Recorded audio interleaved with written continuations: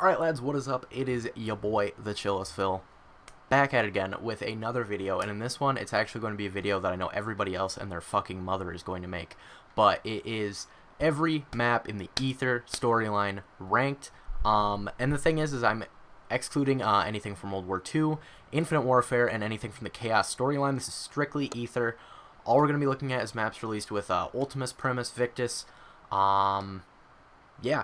We're also ignoring like Nuketown, we're ignoring like survival maps like Town and Bus Depot, and yeah, we're just ignoring like some of the like little parts of it, and we're just looking at the big storyline maps, the ones that are just beefy, juicy, absolute classics. Some of the new ones, we're even including Kino Der Toten, and the release of that map and it's like the Easter egg and the end of the storyline is what inspired me to make this video.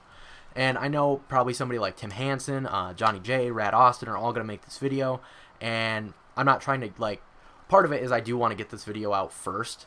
I also am putting a lot of time and effort into it, so don't just discredit that because somebody else is going to make it in a little bit, someone's going to make it in a couple days, maybe their reviews are going to take longer, they're going to do their TOG review first. I don't like reviewing individual maps, but I am thinking about doing a series on that. If you're interested, drop a comment down below. This is going to be one of my longer videos, it's going to be kind of a long form video, and hopefully a lot of it's going to be uncut. But the thing is that I really do want to focus a little bit more on the editing for this. So I'll stick with just like the relevant information, what I talk about. And yeah, I'm going to hope you guys enjoy.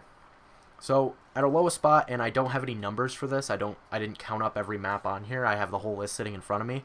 But lowest spot is going to be anything on the Nintendo DS, the Wii, the Wii U, or any of that. Most of those maps are going to miss a lot of the features that are like known in zombies, so it's not going to have like a whole lot of perks and like the graphical fidelity. All of it's going to be like low, and you can't really include it. It's on like pretty outdated software in a lot of cases, and yeah, you can't really include those at all, so they're bottom tier. Don't play them at all. Save yourself. Right after that, we're going to have the very first zombies map, which is Kino Der Toten. And the thing with that is that I know we've seen the BO3 version and the BO1 version, which were a little bit better than World at War, but over time, I think the map has definitely, it has its spot, but people use it more as a torture device now, more than like anything else. So I really don't think there's a whole lot of information here other than I don't really like it. It does its job. It did its job to introduce zombies to people. It introduced a lot of the theories we had, the character lines, and like the zombies saying Sam, which gave us the whole character of Samantha, which, you know, that's a pretty big deal, right? And you can't discredit that, but at the same time, the map's features, the gameplay, it's just not very fun.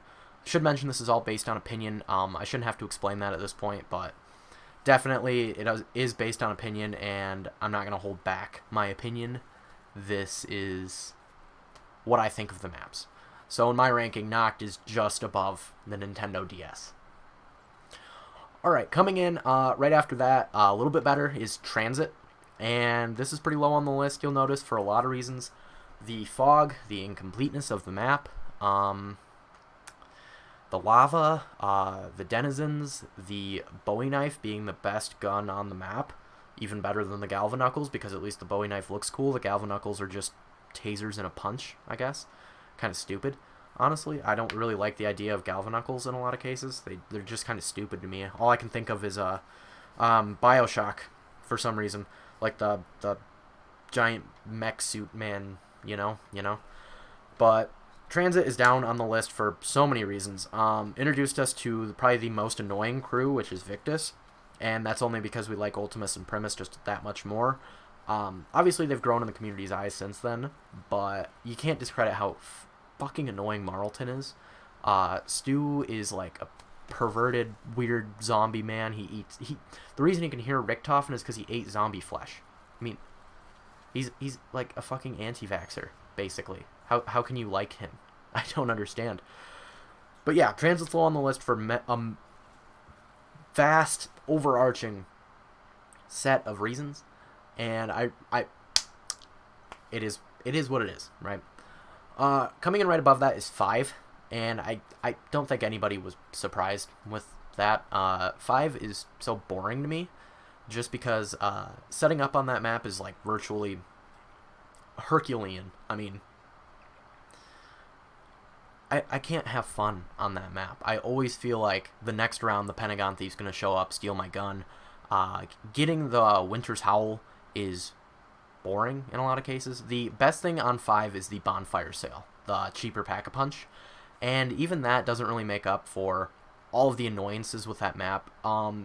It is better later on in Classified, and I will get to that later on in this list, way later on in this list, trust me. But 5 in its initial BO1 form is not a great map to me. Sorry.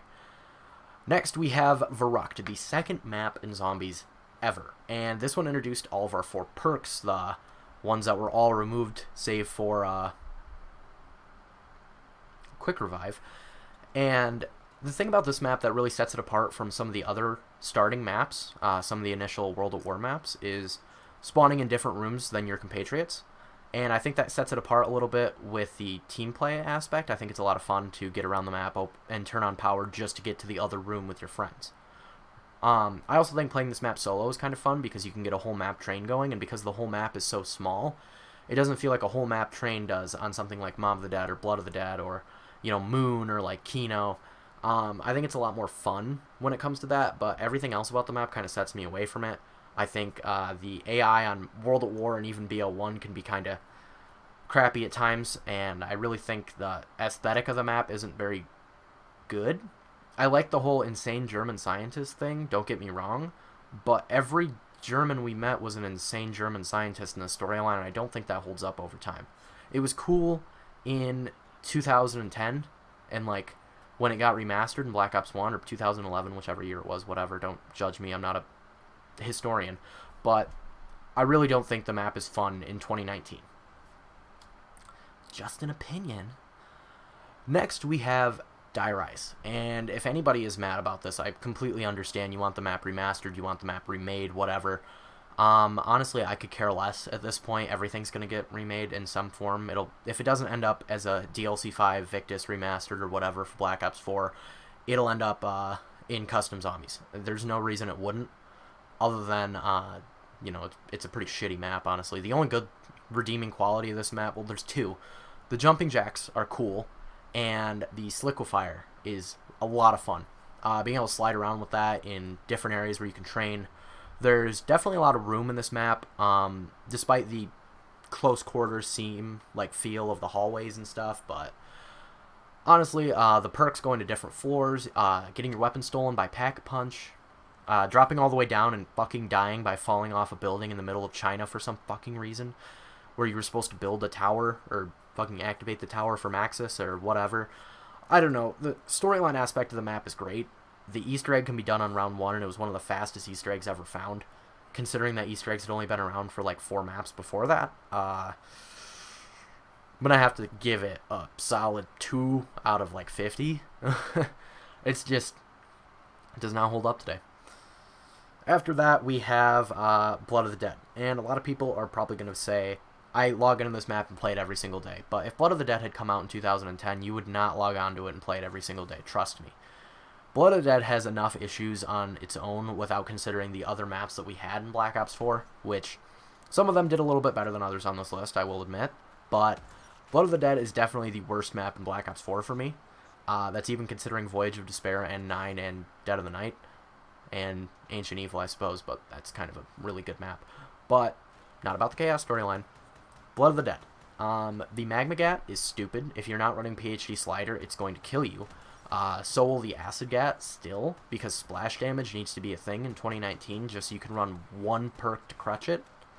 And even then, the Wonder Weapons in Black Ops 4 are pretty much useless, because the Helion Salvo is better than all of them on every round. Why not run the Helion? Why not hit the box like 6 times and get it, or 70 times and get it? The other thing is that the new area doesn't really add a whole lot to the map. I don't remember ever having to go there after I get the 3rd part for the Acid Gat, or if Pack-a-Punch goes there and I really desperately want to get rid of Cryo Freeze. There's no other reason for me to go to Richtofen's lab or Model Industries or any of that. It's just not a whole lot of fun to me. The Catwalk is cool. It's a good concept. I think it was fun for the first 4 days of that map. And ever since then, every time I go on there, I want to commit Warden Tower. It's my new term for suicide. After this, we have Call of the Dead. Another kind of whack one, but Call of the Dead is just not fun for me, personally. I definitely think it's cool, the celebrity cast. It was the first map to do that. It's a lot of fun when you have all the character dialogue going on with Danny Trejo and Sarah Michelle Gellar, who, Buffy the Vampire Slayer, she's fucking smoking. The thing with that map is that the scavenger fucking kills you without PhD, but you're probably going to be running PhD on this map anyway. It does kind of stink taking out a horde sometimes if you can't aim.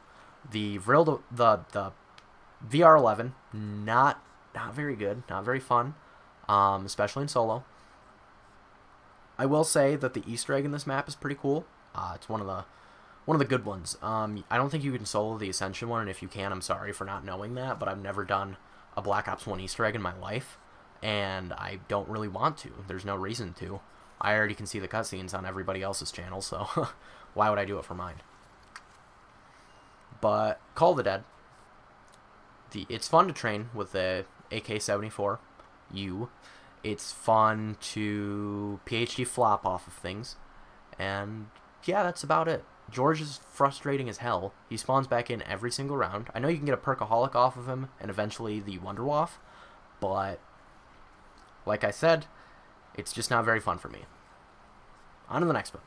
So next we have Numa, which one of our World of War maps. It was the third map, and I think it was the first one with our entire Ultimus crew. So first time we got to see Ultimus Richtofen, the best character in zombies. And I really think that this map was fun for a lot of reasons. There's no power switch, so you always get to pick the way you go on the map. It's really good about having the central region, which becomes kind of a staple in zombies. Like, pretty much any good map you can think of has a giant central region that you always end up going back to, whether it's for the Easter egg or just to train. It was really good about spreading out perks as well, instead of just having like it basically go through and like, I don't know, it's kind of fun when you go down. I'll say that, like in co-op, and you have to go get each of the perks, and there's a different area with a different kind of like theme. Like there's the mud pits, like the mud trenches, and then there's the water that you get to splash through, and it's all cool. It made a really good use of the World War II assets. I will say that. In the actual World at War campaign, it was good, but I definitely think they made really good use of what they had for that map, because if you didn't know, all of Zombies is based on reused assets from other maps. Black Ops 4 probably has the most original assets when it comes to like 9 and Voyage and, the Chaos maps. Obviously, all of the Aether maps are remakes with new areas added on, which definitely kind of borrows some concepts from the multiplayer maps. But Numa really made good use of the assets it had. And that does bring it up on the list, but unfortunately it's brought down by the gameplay mechanics. I really think it's fun in Black Ops 1. It's boring as hell in World at War, and it's boring as hell as on BO3, because you can get a Haymaker and be good forever. I mean, maps where you get to just run around in circles forever are not fun to me. I really like the gameplay where, you feel like a god, but somebody else knows your Achilles heel. Numa does not have an Achilles heel, unfortunately. It's Hellhounds and zombies, right? Kind of boring. Just not up there for me, sorry. Mob of the Dead is next. Mob of the Dead is above Numa. It is before our next map. I'm not going to spoil it. Mob of the Dead is not one of my best maps. And I know guys like Reg FPS and like most of the bigger YouTubers tend to kind of love this map. I love it for the story. I love the mobsters trying to escape purgatory. I think there was definitely so much theory behind this map. I know that for me, personally, Mob gave me a lot of memories with my like IRL friends. But when I go back and play it, I don't get that same feeling. It's one of the only maps that doesn't invoke nostalgia in me. And part of that could be based on my own personal experiences with it. I mean, I don't have any bad memories with it, but I guess I don't really have enough great ones. I think the Easter egg is definitely one of the coolest. It's like the first game-ending Easter egg, as far as I'm aware, in any map. It is loads of fun when you're set up. But once you're set up, where do you go? You sit in the cafeteria, you spawn your 50 claymores, and then you chill, I guess. I don't think the map is replayable for me. I think I can go back and play it if need be, but I don't think it's enough fun for me to want to go back and play non-stop. like some people can. Like Greg, if you follow him over on Twitch, twitch.tv/GregFPS, amazing guy. If you watch him, you can tell he loves this map. He held up a pizza box at the fucking BO4 reveal, or at ZWC2, with Remaster Mob of the Dead, one of the bigger movements in the community, and he loves the map. I don't feel the same way about it, and that's the cool part about opinions, is not everybody's going to have the same one, which is why Mob of the Dead is kind of lower on my list. It's good for story, not fun for me gameplay-wise, and it doesn't invoke that good zombies feeling for me. On to the next one. Next we have Shangri-La, and the thing with these remasters, they remastered in Black Ops 3, pretty much every map from Black Ops 1, almost every map from Black Ops 1, I suppose. And the thing with Shang is, I don't know, there's a lot I like about this map, but there's just as much that I dislike about the map. So with Shang, I definitely think that there's a lot of good ideas in place. I like the little puzzles around the map. They're definitely pretty cool. It kind of gives me like that platformer feel, especially with like the mine carts and like the river raft thing and the waterfall. It's a great atmosphere, and it's on Mars, which is fucking weird. I guess it makes sense with the 115 and everything. They kind of teleport and portal things around, but for them to have done that, I don't know, it's weird to me. But not about Mars, about Shangri-La. It offers our best wonder weapon ever because it does infinite damage, like the Sliquifier before it was patched in BO2. But the Baby Maker is ridiculously fun. They nerfed it in Black Ops 3 so that it would slow you down when you're kicking the little baby zombies, which kind of sucks unless you're running like Stamina Up and Electric Cherry. In that case, it's beautiful, and you usually are, because in Black Ops 3, who the hell doesn't put on a Perkaholic before trying to do this map? And I definitely think it provides like the atmosphere that I need to like play games of it. Like I would high round Shang if I were a high round player. That's how much I dig Shang. But also, it's really brought down by the monkeys. It's brought down by the napalmers. It's brought down by just some of the spots in the map just aren't for me. Like the tight corners, the wonder weapon being useful to an extent, but it's not like a I pull this out of my pocket and I fire it type of thing. It's not like a shotgun. It's more like a death machine, where like you pull it out of your pocket and then it's OP, but you have to pull it out of your pocket. Kind of hurts it for me just a little bit. I'd rather have that like get out of jail free card, you know, kind of like the Apothicon Servant almost. But I definitely think the map would do better, and I hate to say this, but if it were on the Black Ops 4 engine, I think it would do better in that case, because then you can at least figure out what setup you're going to go with. A lot of the problems people have with the BO4 setup is that they pick the 4 perks and they're stuck to those 4 unless they're running Secret Sauce and they have to down themselves in co-op just to get different perks. But for me, I really think Shang would do better on there, because you can decide what perks and what loadout you're going to go with. You can decide, you can get the gun you want from the box. You can get your Baby Maker. You can have your stuff to pull it out faster, like your Speed Cola and like your little boosts from everything, like Time Slip and stuff. And I really think that does help you out, and I think BO4, Shangri-La would be higher on my list if it were in BO4. I'll honestly say that. But as it is not. So it's kind of lower mid-tier of the list. We're getting into the middle, where I'm going to start talking a little bit more positively about the maps. And I really am looking at these optimistically, because every map is good in a certain way, except anything on the fucking Nintendo DS. Sorry. Next on our list is Gorod Krovi. Now, I know JC Backfire is personally going to break through my door any minute and punch me in the face. But my problem with Gorod, there's a lot of problems with Gorod when it comes to, Black Ops 3 in general. I really think Gorod Krovi was overhyped, and I think that's part of what ruins it for me. I think the Easter egg is just stupid. I don't understand the trophy system at all. I don't like it. It doesn't really add a whole lot to the storyline from my perspective. I think the only good part about that map is the ending cutscene. The dragons are annoying as hell and completely random. They ruin your training spots because you have to pull out your shield, and then your shield breaks and you have to get a new one, or you have to find a better training spot, which I guess is always an option, but the dragons are fucking everywhere. The Pack-a-Punch is pretty cool. I wish it were more accessible.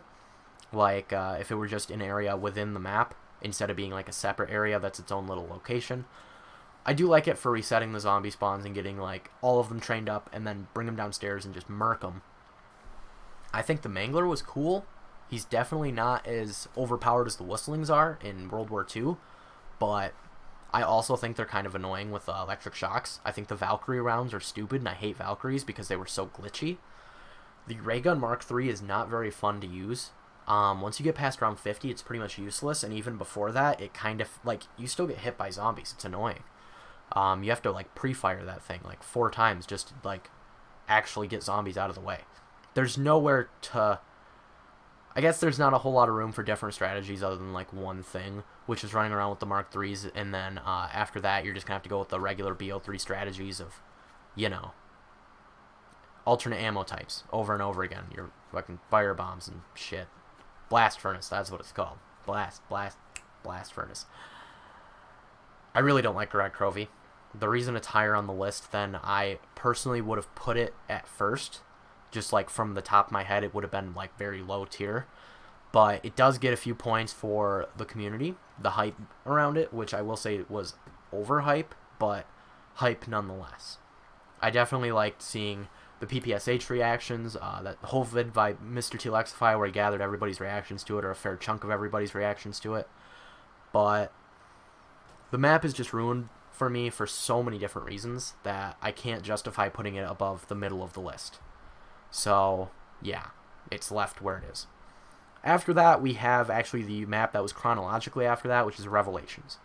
Now, this one is definitely a toss-up between best and worst map, so I think it falls perfectly within the middle. It ended the cycle, well, it perpetuated the cycle in the storyline. Very important for the storyline. There's still so many unsolved ciphers on that map that I feel like would have been perfect for predicting our DLC cycle in Black Ops 4, which take that as you will. But every map so far in Black Ops 4 was predicted by Classified, so you can't really argue with it. I definitely think Revelations had a lot of room to do better, but I think anybody could have saw that they were going to do what they did by putting every popular map together, right? I also think the map was kind of ruined by the Easter egg hunt. I think it took 9 days, which completely, like, everybody shat on the map after, like, 2 days. Like, I didn't see a single person talking positively about it until the Easter egg hunt was done. And then everybody's like, that was the ending? That's the end of zombies? And then Black Ops 4 came along, and then everybody's like, huh, maybe Revelations wasn't that bad. So, there's definitely a lot of back and forth on that map. Gameplay-wise, I gotta say, the jump pad things where you go between the little islands is really cool. I like the turrets. I like the atmosphere, one of the best skyboxes in the world. That blue sphere up in the sky that's everybody's background still on PS4 is amazing. The Easter egg is a lot of ridiculous BS that nobody would have been able to find without some very smart individuals in the community. Don't remember exactly who got world's first on that, but it really doesn't matter. Whoever did is a fucking genius in my eyes. The map is brought down by Easter egg randomness. Every single boss zombie that's seen in Black Ops 3, the Panzer, the Margwas, the Keepers, I think, are in at one point. The crawly, army stompy guys are annoying. I think the God Mask is completely overpowered and should not have been put in, because you can survive, like, I think, like 10 hits with that, and Jug, and Super Jug, and everything else. That's why they call it the God Mask. I think it's super easy to get to. All you have to do is get kills in the gas in the Apothecan's stomach, where Pack-a-Punch is. Which, speaking of which, the Pack-a-Punch is pretty cool. I like Noct actually having use. It's the Jug location, which Jug was pretty important in Black Ops 3 if y'all Zoomers don't remember. But I definitely think Revelations is just mid-tier. There's no way in my mind I can put it lower for what it did for the community and for what it did for the storyline, but I can't put it higher because of what it did for gameplay. It's a hard balance, and for fun, it just doesn't hit that sweet spot that some of the later ones on do. So, Revelations, mid-tier. Now we move on to Alpha Omega. Now, this map was so hyped by a lot of people, and it was so shat on by a lot of other people, which puts it at pretty much mid-tier in anybody else's list. Probably lower tier for people that are more into, you know, running around Dreisendrack with the completely overpowered bows or Origins. So it'd be higher on my list, typically. But it's brought down by the ray guns, which honestly, like, they don't have enough ammo. If they had more ammo and if they were susceptible to Bandolier Bandit's helpful effects, then it would be a little bit better for me. I think the Easter egg was boring. I think anybody could have told you exactly how that map was going to go. DLC 3s are usually in kind of an odd spot in these games, and I definitely think this one was better than it could have been, but for a Nuketown remaster, it really doesn't recapture the energy that I had with the initial Nuketown, the survival map that didn't really have enough story indications for anything other than people calling it Bus Route B, which was all started by the community. It wasn't anything in the game that would have told you that. It tells us where Marlton was. You know, he was in Nuketown. It's confirmed and everything. It gives us quite a lot of story. It finishes the American story, which I really like. The American side of the story is kind of like underrepresented in a lot of cases because a lot of people tend to forget about them. They were the ones who had Groom Lake.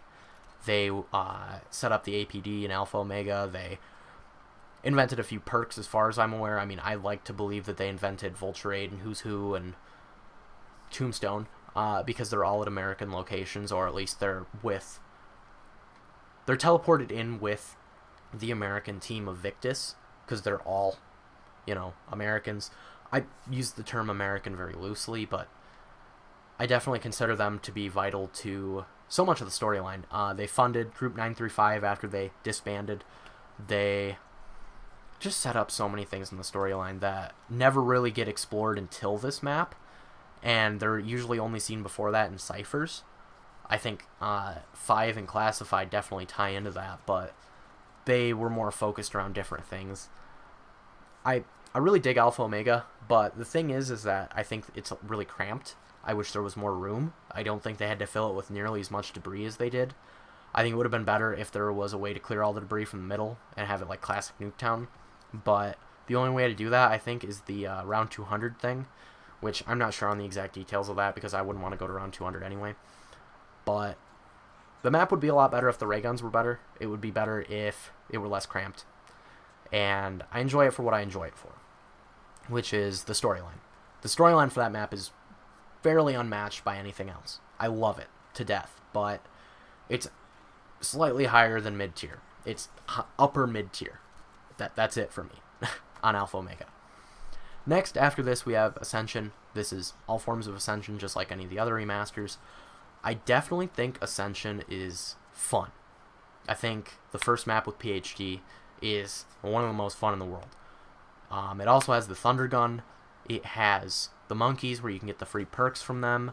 There's certain rooms that you never have to open. Like, you don't have to lose Jug in that map if you don't open the stairway with Jug. Really, as long as you go out of the spawn room the same way everybody else in the world does by going outside. The only perks you can really lose in this are Double Tap 1.0, which is pretty much useless anyway, Speed Cola, and PhD. They're the only ones I can think of that come to mind in Stamina. That's about it. I think the Pack-a-Punch quest is cool. I like the idea of 3 teleportation locations. I really think it provides a good atmosphere. I really like the Cosmodrome. In Black Ops 1, the Cosmodrome was actually featured in the game 3 times. It was in the campaign, the zombies, and the multiplayer, which every single time it offered something different and unique. I think it was really cool, and I dug it. Unfortunately, Ascension is brought down by Black Ops 1. I think the game, for me, is just not as fun because of the weapons. They're kind of weak. I think the Thunder Gun is a crutch. It's kind of like you take a guy who's like complete like quadriplegic. He can't move. He has no arms, no legs, and he's blind and he's deaf and he can't talk. Okay, he's basically like a giant bag of flesh, right? That's all the guns in BO1, pretty much. And then the Thunder Gun is like a cure-all, and his arms regrow and his legs regrow, and he can see, he can speak, he can hear, he can run a mile in like 15 seconds. That's the Thunder Gun to Black Ops 1. That, I definitely think, lowers it for me. I also think PhD is a little bit overhyped. I like the idea. I like the splashing.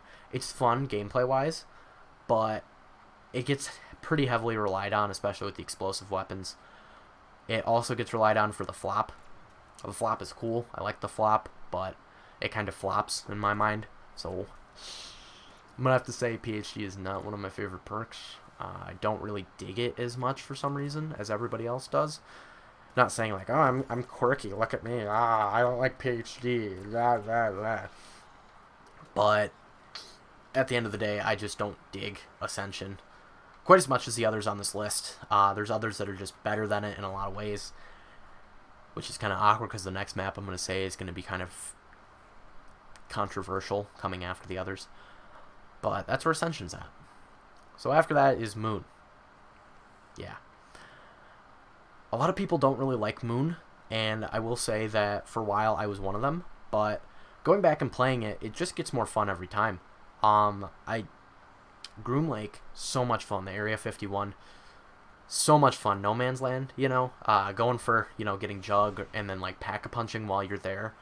Ridiculously fun. Endlessly replayable. You can always go back and try to beat yourself, you know? Not like beat yourself or like beat yourself, but like you can go back and try to beat your records. You can try to do better. It was one of the ZWC challenges, which really, it's the one that got Turbo into ZWI. I mean, who doesn't like Area 51? I don't know anybody who hasn't had fun on that at one point. Unlike some of the other features on some of the other maps that I've already mentioned. But Moon is lowered because of the Astronaut. It's lowered because of the accessibility to Jug and Speed Cola, which are pretty much crutch perks in BO1 and BO3. It's also lowered just because it kind of... I don't really dig the Easter egg. Never done the Easter egg, but I don't dig parts of it that I've tried to do. For the story, it's amazing. It sets up our Victus story. It sets up Undead Richtofen in the comics. It sets up Richtofen taking control of the Aether, or at least stepping into the MPT to control the zombies. It sets up quite a few things for the future and the entire storyline, but every map sets up something for the storyline. There's some reason every map is in here. And it's really just set apart because of the maps ahead of it. They're just better. I don't like the mid part of this list is just so basic, but I can't think of any better way to do it. I mean, I'm putting every map in here. I might as well say Moon is just not up there for me. I'd like to have the middle of this video be a little ad for my good friends over at G Fuel. Now, I'm not sponsored by them or who I'm about to mention, but these are ridiculously good. I ordered a 12-pack of cans. Rainbow sherbet, very good flavor. The cans have an amazing design, and especially if I do ever get sponsored by G Fuel, I'd love to. Product I enjoy. I'm actually diabetic, if you didn't know, and they're zero sugar. They're, you know, they're gamer fuel. That's what G Fuel stands for. I definitely think they're a lot better than I thought they would be. But yeah, G Fuel. And while you're at it, use code Carnage when you buy it. You can get them for G Fuel and Respawn products. Amazing chairs, amazing desks, stuff like that. I plan on ordering one when this craps out. But code Carnage, because I want to join Carnage. And also, their code gets you 10% off G Fuel products. Got me 10% off my pack of 12 cans. And code Carnage. So anyway, mid-roll out of the way, seeing as I can't monetize myself anyway because I'm that piece of shit. After Moon, we have Kino Der Toten. And this map definitely invokes nostalgia. Having fun on high rounds, getting to the stage and training, getting some pretty useless guns. Best gun on this map I remember is the RPK, I'm pretty sure. Which is kind of saying something, seeing as like so many guns end up being better than like the LMGs on Black Ops 1. Even in Black Ops 2, Black Ops 3, and especially in Black Ops 3. Yeah, I was going to say Black Ops 4, but then I realized that'd be a lie. But Kino. Kino definitely invokes one of my favorite memories of entry 741021, Ultimus Richtofen's journal. It brings me back to a place of much happiness. It was November of 2010, and my brother had just gotten Black Ops, and I stole his Xbox out of his room when he fell asleep, or what, like, he had to go do things for school or hang out with his friends, and I'd hop on his Xbox and I'd play Kino. I'd get to round 10 and die, throw the controller, cry myself to sleep, and then I'd get up the next day and do the exact same thing. It was so much fun. It's so replayable. The thing that brings it down is the simpleness. It is honestly, if you think about it, it's the exact same layout as the Moon in Moon. The only thing Moon added to that was the anti-gravity, a few of the perks, and that's about it. They're fairly the same layout in a lot of cases, and I definitely think that they kind of started using the same concepts for map design over in Black Ops 1. But Kino sits at a special place because of the nostalgia I have for it. The storyline might not be as important. It is the first case of time travel as far as I'm aware in the zombie story. Unless you count like all the retcons where they said like all the stuff about time travel later on with Peter McCain and stuff like that, but who's keeping score, right? I really think Kino just invokes something in me that makes me love it. And that's what sets it apart from other maps in this list that fall below it. And the other maps later on just have something else that Kino doesn't. Which is why it's, again, upper mid tier. We're getting into the lower high tier, I guess.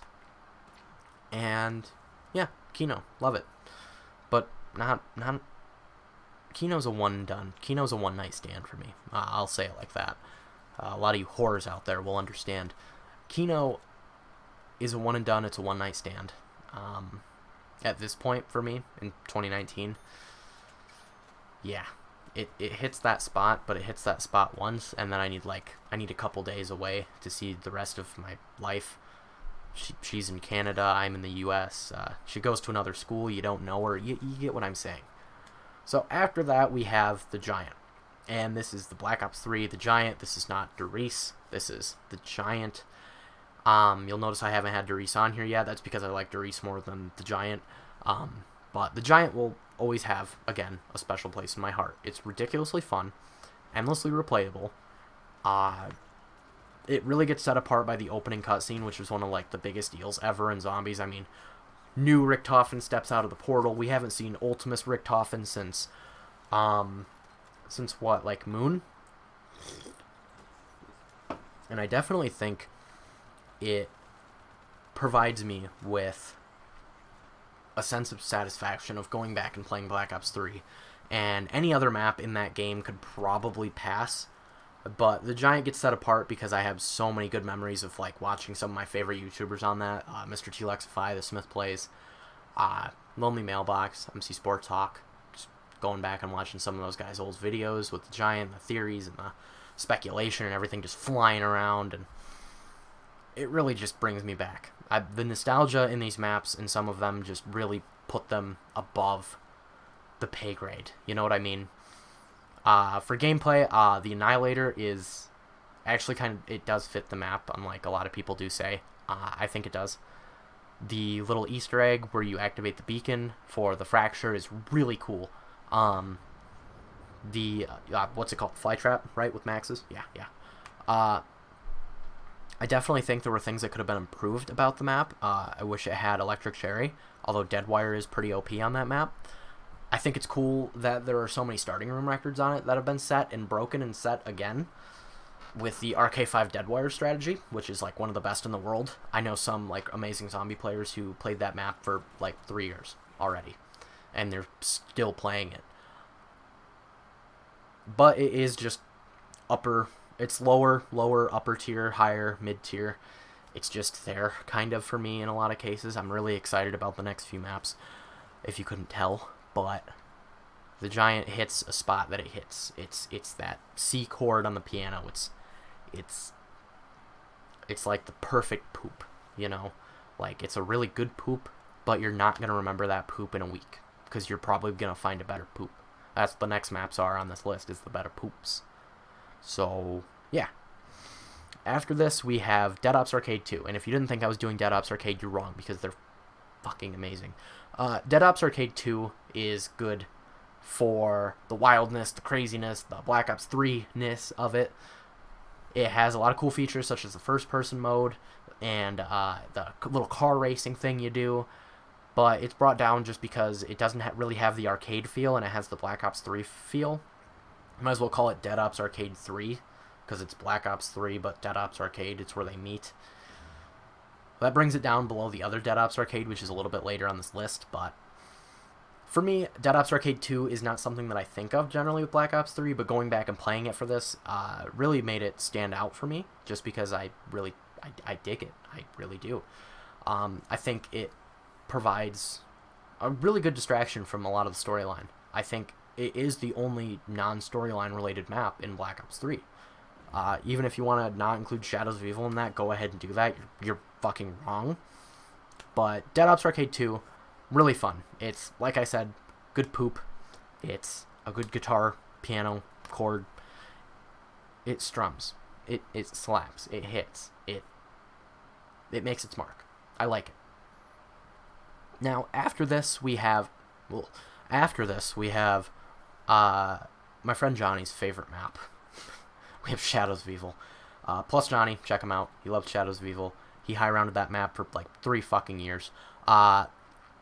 Ridiculously fun. The Apothicon Servant and the swords are so cool. The tram is awesome. The atmosphere of the map is amazing. It's like the old classic shooter feel. It really does feel like that, especially like your first time playing Black Ops 3. You load in and you turn into a fucking hentai monster. It's amazing. The Skybox, oh my fucking god. When you get Cthulhu up there and you're like, what the hell is going on? You got a giant fucking tentacle on your arm, you're shooting things, and the Margwa comes out and it just beats the shit out of you. And then you finally think that you upgraded the Apothicon Servant, but then you find out that you're a Noah J video on his channel in 2016 and you're still not gonna fucking pop off because of it.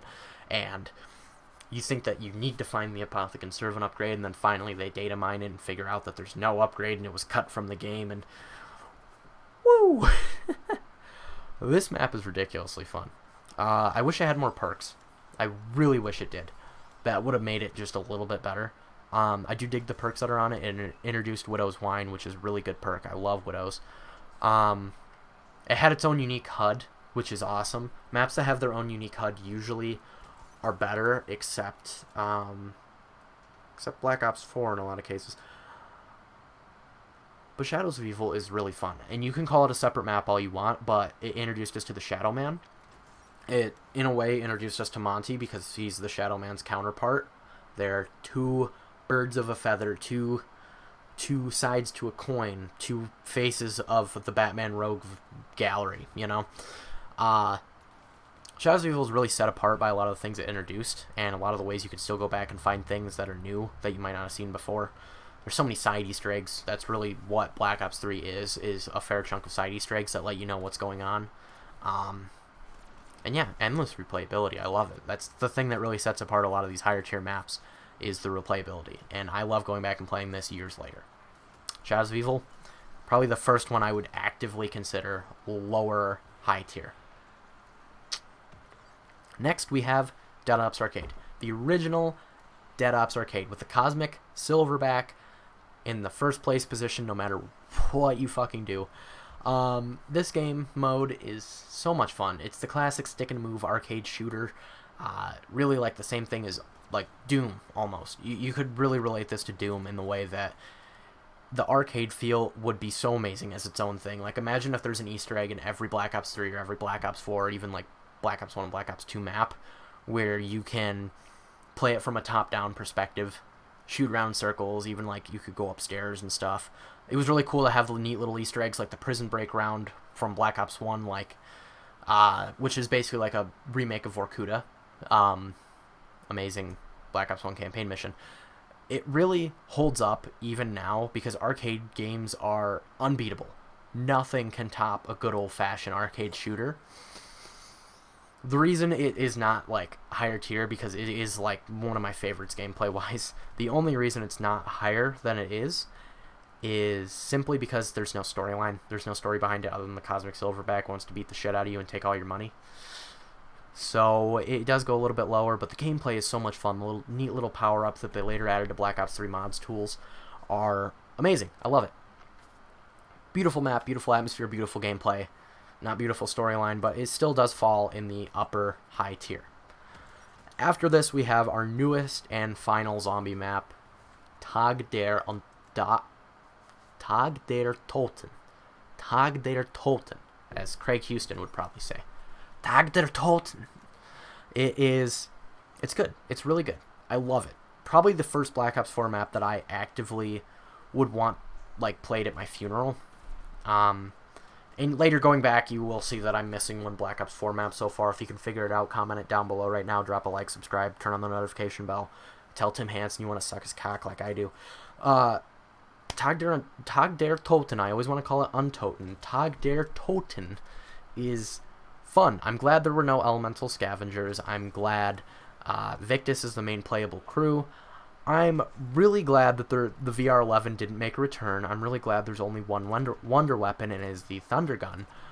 And also the weird fucking chain Wonder Waff. I haven't gotten it yet in the map. I'm sure it would make it better for me, but I think the Thunder Gun is way better than that, and I would consider the Wonder Waff almost to be like a box weapon. Feels like something that would come straight out of a supply drop. Not gonna lie. But storyline-wise, I love the ending. I think the animation should have been better. I don't care if people say they didn't have the budget or like all this other shit. That doesn't mean I don't want it to be better. I want it to be the best it can to end zombies, to end the Aether storyline. But it doesn't end this list because the Cold, the Victus crew are not. They're not cool. Why do people fucking like them? They're not cool. Fuck. Victus is not fun to me. I don't like them. The only one of them that I like in any way, shape, or form is Rustman, and they ruined him in this map, and they made his speech impediment like just fucking enormous. They made it much worse, and he sounds like a fucking child, which I get, like the dementia, and then he was fucking frozen and unfrozen, and they're all fucked up from time travel in the comics. I mean, it makes sense storyline-wise, but he's annoying as shit. That's what brings it down for me. Otherwise, it would be higher up. The gameplay, ridiculously fun. The buildables, ridiculously cool. Pablo is awesome. Pablo Marinus. Nobody, I don't think, predicted he would come back in the way he did. They expected a nod to him being one of the test subjects, supposedly. But they ended up reusing his name anyway for Black Ops 3 and like the Great War storyline, and it was revealed in the timeline that he was the one they sent him that, you know, met Primus back in 1292 or whatever it was. It really does a lot for the storyline. There's so many radios that reveal so many things that we didn't know. But really, the map is a 9.5 out of 10. That's all I got to say about it. It's good. Play it now. Unless you're on Xbox. Fuck you. Play it. Love it. Enjoy it. It's the end of Aether. Don't be a cunt. Now, after this, we have Dreisendrach, a lot of people's favorite maps, as far as I'm aware, or at least it was for the longest time, until everybody said, it's just Origins again. It's just Origins again. Well, what the fuck is wrong with that? Why would another Origins be bad? Ooh, it's the same thing. Well, that's too bad. It's fun. Very replayable. It was the second Easter egg I was ever able to do solo, which is kind of a big deal for me because there's not a lot of Easter eggs I've done myself. It is fun. It is really fun. The bows, really fun. Alchemical doesn't ruin it for me. It does for a lot of other people, but it really does help me quite a bit as a loser to be able to have fun in a zombies map. You'll notice a lot of the maps that are lower on this list I wasn't very good at in any time that I've played them. But also, that's what led me to hate them. If I can't be good at it, then I'm probably going to end up hating it. I'm not good at being alive, therefore I hate it. So, you know. The reason Dreisendrach is set apart is the Panzer feels easier to me than the Origins one, just because of the bows. The atmosphere is amazing. The jump pads, again, just like Revelations, add a lot to the map for mobility. I could build all 4 bows by round 15 and be set for another 1,000 rounds. It's so much fun for me. I love playing it. I really do.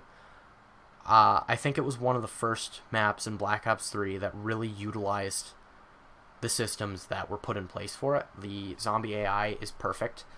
It really has enough space in it pretty much every area to be fun. You don't really have to make decisions in that map that are going to ruin your game. There's pretty much no doors I can think of that you don't want to open. There's pretty much nothing I can think of that is going to ruin the map for you. The only reason it's lower on this list is because the other maps are just near the center of my heart.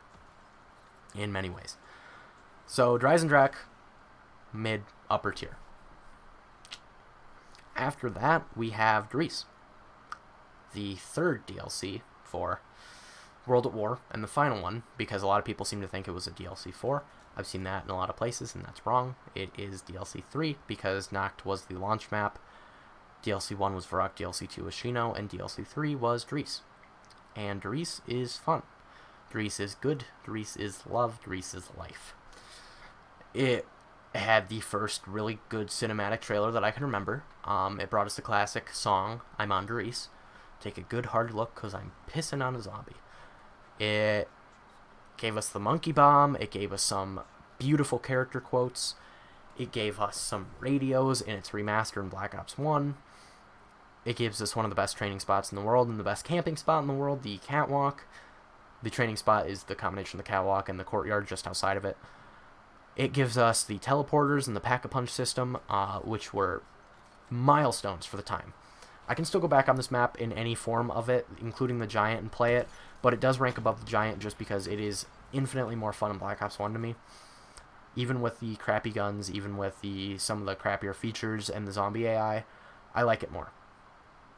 Dries, last, it's the best Black Ops 1, or not Black Ops 1, World at War map. It's better than every other Black Ops 1 map now that I look at the list. Jesus. And I love it. I really do.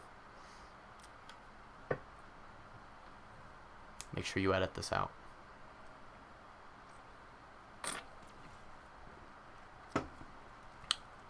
Coming in at the fourth from the last spot, fourth from the best spot, I should say, is Origins. There's 3 maps that I think are better than Origins. Really sorry to all you Origins fanboys out there. I also stan Origins, but really I have to knock it back a few tiers because of some of my favorites. Origins is not even the best Black Ops 2 map on this list, but it is one of the better maps of all time. Introduced us to the Stavs, the Primus crew, and introduced us to the Dimension 63 and the entire alternate timelines theory, and gave us the red scarf of Dr. Monty. It gave us one of the most controversial end cutscenes of all time that we can now look back on fondly, knowing that it was going somewhere, and that it wasn't all just a game being played by 2 children, as some people theorized, not calling anybody out, and I don't think you're stupid. You were just working with the information given at the time, but I do really think that this map could be found by aliens in a billion years, and it'd still be fun for them. It isn't brought down by just about anything. It has so many side quests and side Easter eggs. The 1-inch punch is fun. The tank is awesome. Building each staff is awesome for the Easter egg. The first game-ending Easter egg in Zombies, I think. It's so much fun to go back and play with the golden helmet and the perk bottles. The generators were awesome. I love not having one singular power switch and not even having 2 power switches, but 6 in different areas is really cool. One of the biggest maps in terms of pure play space, especially for its time and on the hardware it was on for Black Ops 2. I think it has some of the better weapons. It has the Scar H in it, or Scar L, whatever it was back then. It's the Scar. Everybody knows the Scar. It definitely gives us a good atmosphere. The Skybox is awesome with all the fighting going around. It's not the best Skybox in Zombies. I'm going to have to give that to probably Shadows of Evil. The staffs are amazing. I think the Wind Staff does infinite damage. The second form of it, the upgraded Wind Staff. It really gave us individualized characters. I think before that the characters were just known for their quotes, but instead now they're known for their staves. Their quotes really build a lot of the story that they have, but they're less known for their stereotypes and more for their heroics within each of their divisions. German, Russian, American, and Japanese. The cutscenes in that were beautiful, amazing. I just dig it for a lot of reasons. Origins is very top tier, 4th best map in my opinion. Coming in at number 3, this is going to be controversial, but if you noticed, it's the only Black Ops 4 map I haven't said so far. It is Classified. Classified is ridiculously fun for me. I love it. I really do. The American storyline, it will always be one of my favorites. It is like probably my favorite non-premise story. I rank it above premise. I really do. The American storyline is just so good for me. I love it. I love all the American sides of the thing, and it's not even just patriotism. It's the perfect B plot that becomes an A plot in my eyes. It really sets us up for Black Ops 4. it tells us where Ultimus was in between Shang and Moon, but it also is the cool end cutscene where Primus comes and picks them up. It let us know that we're going to have 8 players. I definitely think there was a lot of bait and switch in Black Ops 4 with the Great War. Like, Samantha says, Eddie, we're going to fight the Great War. You know, they say we're going to fight the Great War at the end of the cutscene. There was a lot of controversy around it, but I don't care. I mean, DK Dynamite, Pluto's, and the Gaming Revolution got first in the world. That's indisputable. If you want to talk shit about them, go ahead. I don't care. I'm not them. They can defend themselves. They're smart individuals in a lot of ways. And if you're not sold on Classified because of that, then you can go stick a giant white searing hot knife up your ass. It is fun. I love it. I love the Winter's Howl, the Project Scotty. I love the upgrade. I love the redesigns to a lot of the characters. I like that there's no Pentagon Thief. I don't care if you thought there was going to be a boss fight. Would have been a good idea, in theory, but he'd probably just steal your guns and run around in circles while you try to fucking kill him with your fists, or the Galvanuckles, or whatever they fucking give you. The Nova Crawler's just as annoying, but there's many more counters in Black Ops 4. There isn't a single gun in Black Ops 4, I think, that I actively wouldn't want to hold and have, other than maybe like the Cordite. But Classified is third best map for a lot of reasons. I like the Black Ops 4 system. I really think it was made for not only the Chaos story, but I think it really works in Classified probably better than the other Black Ops 4 Aether maps. I think Area 51 is cool in that. I really like Groom Lake being there because it is in the start of the American involvement.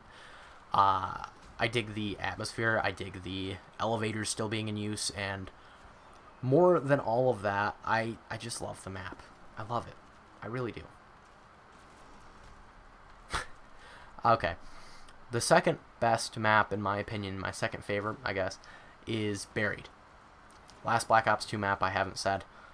The next map is a BO3 one, and if you haven't figured it out by now that it's my favorite map, you need to go follow me on Twitter, twitter.com/thechillistville, because I talk about it there a lot, and oh my god, I spoiled it, I'm gonna have to bleep that out later. Anyway, Buried.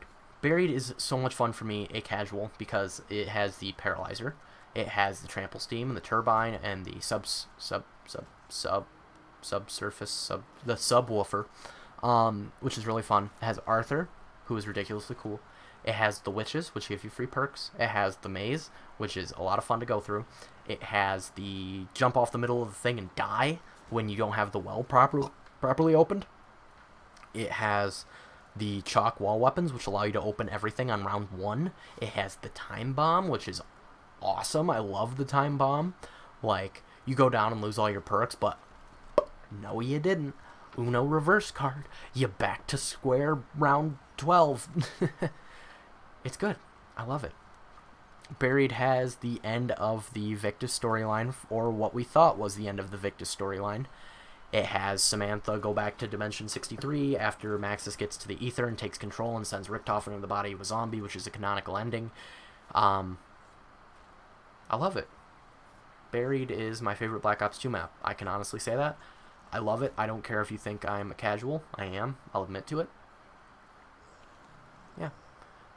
Buried. If they do make a DLC 5, the only map I will make videos on is Buried. Transit and Die Rise can suck my ass. And now...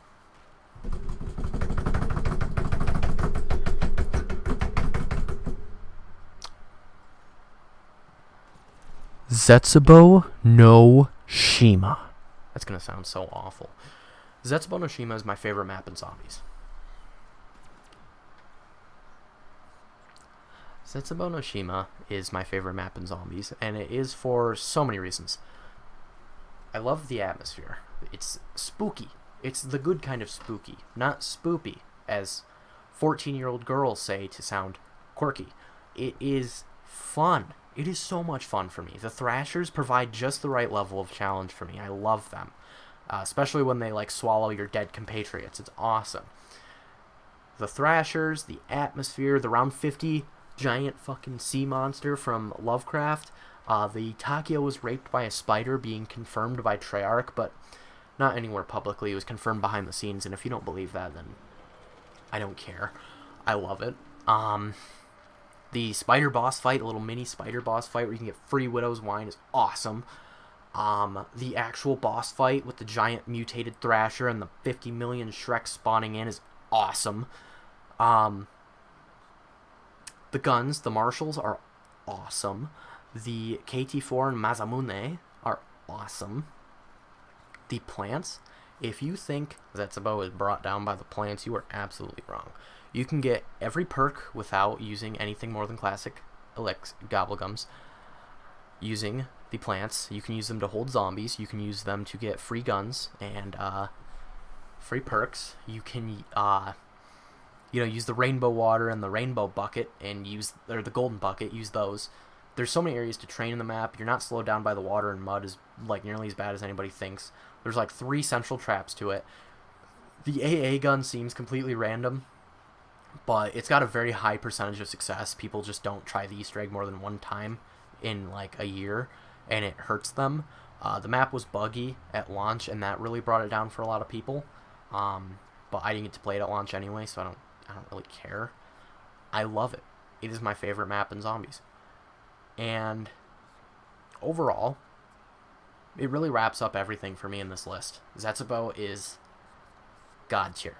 It is my favorite map, and I will stand by that till the day I die. Unless they manage to make something really good out of Black Ops 5, the reboot, whatever they're going to call it, I definitely think Zetsubou no Shima is the best map that's ever come out of Zombies. I love it. I'm a sucker for Shrek and hentai. If you guys enjoyed this list, make sure you slap that like button. If you made it all the way to the end, comment what your favorite map is. Tell me why you think I'm wrong about Zetsubou no Shima. I don't care. I will listen to your criticism. I will combat it with, I love this map. And yeah, everything on the list, I'll just read over the list one more time for you guys. We've got anything on the fucking Nintendo DS, Wii U, or Wii, Nintendo Switch, whatever the hell they're going to release them on. Then we have Nacht, Der Toten, Transit, 5, Varrock, Die Rise, Blood of the Dead, Call of the Dead, Shino Numa, Mob of the Dead, Shangri-La, Gorod Krovi, Revelations, Alpha Omega, Ascension, Moon, Kino Der Toten, The Giant, Dead Ops Arcade 2, Shadows of Evil, Dead Ops Arcade, Tag Der Toten, Der Eisendrache, Derice, Origins, Classified, Buried, and Zetsubou no Shima. I'm the chillest villain. Make sure you like and subscribe, turn on the notification bell, and I'll catch you guys in the next one.